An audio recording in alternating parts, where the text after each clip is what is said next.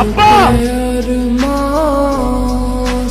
এই ছোট লোকের বাচ্চা রাস্তার পাশে দাঁড়িয়ে কেউ এভাবে ঝালমুড়ি বিক্রি করে? তোদের মতো ছোট লোকদের শরীরের রক্ত মাংস বিক্রি করে তো আমার একটা গাড়ির চাকার দাম হবে না। আমাদের মতো গরিব ছোট লোকদের সারা শরীরের রক্ত বেচলে যেমন আপনার গাড়ির একটা চাকার দাম হবে না, তেমনি আমার বাবা যদি আজকে ঝালমুড়ি বিক্রি না করে তাহলে রাতে আমাদের পেটে খাবার জুটবে না। আপনি আমার বাবার ঝালমুড়ির দোকান ভেঙে দিয়েছেন, আর জরিমানা বাবদ আপনাকে 5,000 টাকা দিতে হবে।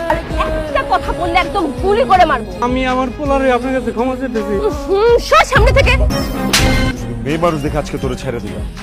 আমার ফোন আমার হাত থেকে কেড়ে নিলি কেন? মানে খুব সিম্পল, তুই যেমনি আমার বাবার দোকান ভাঙছো, তোর ফোনটা আমি এখন এইভাবে আছাড় মেরে গুঁড়ো গুঁড়ো করে ভেঙে ফেলবো। না না না না, তোমার জরিমানার টাকা আমি দিচ্ছি।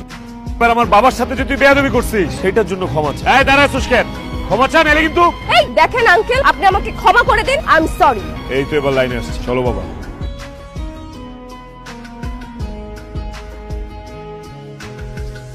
মাগো আমাকে বস্তিতে এসে এরকম ভাঙচুর করতেছো কে লেগা? কারণ আপনার ছেলে আমাকে অপমান করেছে। এই বাড়ি ঘর বস্তি সবকিছু আমি জ্বালিয়ে ছাড়খাড় করে দিই। আর বস্তির মানুষজন কি বয়ে বয়ে আঙ্গুল চুষবো?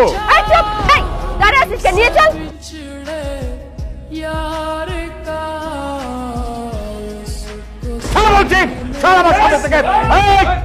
আমার মেয়ে তোর বাবার ঝালমুড়ি দোকান ভেঙেছে, সেটার ক্ষতিপূরণও দিয়েছে। তুই আমার মেয়ের গায়ে হাত তুলে আমার যে ক্ষতি করেছি সেই ক্ষতিপূরণ আজকে তোকে দিতে হবে। কি ক্ষতিপূরণ দিতে হবে আপনাকে? আমার মেয়েকে তোর বিয়ে করতে হবে।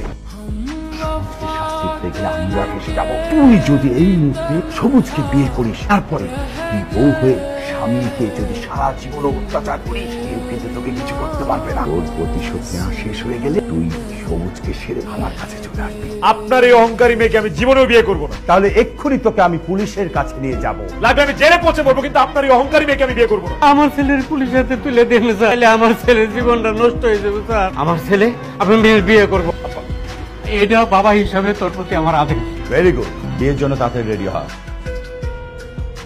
আমার মারে না জানাই বিয়ে করলে আমার মা খুব কষ্ট পাবে। আর এক মিনিটও আমরা অপেক্ষা করতে পারবো না, বিয়ে এখনই হবে। তুই কোনো চিন্তা করিস না, তুই বিয়েটা কর, আপনি বিয়েটা পড়া। কাবিন কত হবে? 20 লাখ টাকা লেখেন। কাবিন হবে 2 লক্ষ টাকা। তুমি কাপুরুষ না হলে কাবিন 2 লাখ টাকা করতে না। তুমি এখনই ওকে পুলিশের হাতে তুলে দাও। 10 লাখ টাকা কাবিল, তুই না করিস না। এই সাহেব লেখেন 10 লাখ টাকা।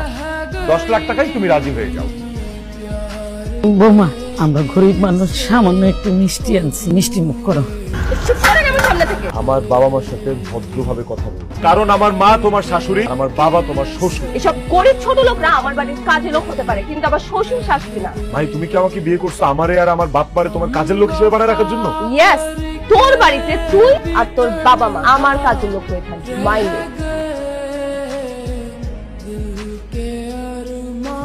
আপনার কি আমাকে রাস্তায় ফকির বা মিসকিন মনে হয়? আমার মা তোমার ফকিরের খাবার দিছে মানে? লাউ, আলু ভর্তা, ভাত, এগুলো ফকির মিসকিনের খাবার না তো কিসের খাবার? আমি চাইনিজ ফুড খাই, থাই ফুড খাই, ফ্রেশ ফ্রুট খাই, ফ্রেশ জুস খাই। এখন আমি বার্গার কই পাবো? ফাস্ট ফুডের দোকানে গিয়ে বার্গারের কথা বললেই তোমাকে দিবে। আব্বা, তোমার কাছে কি কিছু টাকা পয়সা হইব? না না লাগবো না, এমনি এমনি গেলাম।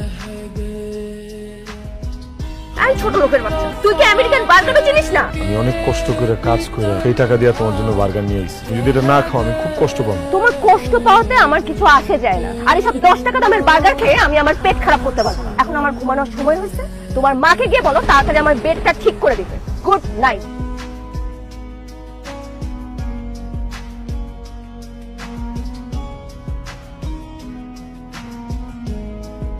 আপনাকে বলেছিলাম যে আমি এইসব অয়েলি মিষ্টি জাতীয় খাবার খাই না, আমি ডায়েট করি। তোমার মাকে আমি কতবার বলছি যে এরকম মিষ্টি জাতীয় খাবার আমি খাই না। আমি জানি তুমি মিষ্টি খাও না, এই জন্য পিঠার মধ্যে আমি বেশি চিনি দেই না, অল্প একটু চিনি দিয়ে আমি পিঠাটা বানাইছি, মিষ্টি মিষ্টি দেই না। দেখছো আমার মা তোমার কতটা ভালোবাসে, একটা খাবারের অবমূল্যায়ন করলো। এমন একদিন আইবো যেদিন খাবার চাইবো, খিদায় পেট কামড়াইবো, খাওন পাইবো।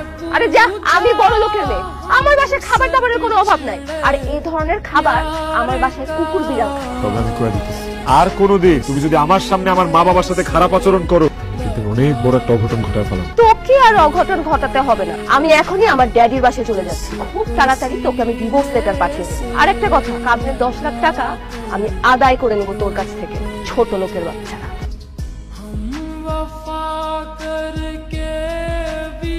আপনার বাবা কয়েক মাস আগে আমাদের কোম্পানি থেকে 10 কোটি টাকা লোন নিয়ে একটা বিজনেস শুরু করেছিল। এখন যেহেতু আপনার বাবা এই টাকা শোধ করতে পারছেন না, তাই আমাদের কোম্পানি আপনার বাবাকে বাড়ি থেকে বের করে বাড়িতে দখল দিচ্ছে। গেটটা বন্ধ করে দাও।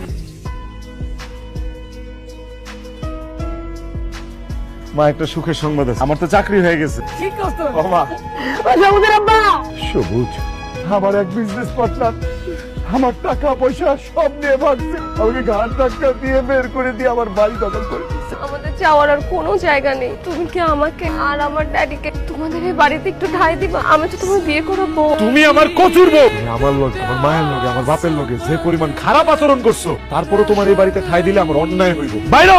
তুমি আমাকে আর ড্যাডিকে ঘাট ধাক্কা দিয়ে বের করে দিলে আমরা দুজন কোথায় যাবো? আমি কি করবো বলো? এটা তো তোমার আগেই বোঝা উচিত আছে। সকালবেলা ধরে রেখে ফকির সন্ধ্যাবেলা এখনো দাঁড়ায় আছেন দেখার মতো, লজ্জা নাই আপনাকে? বাইরো, বাইরো।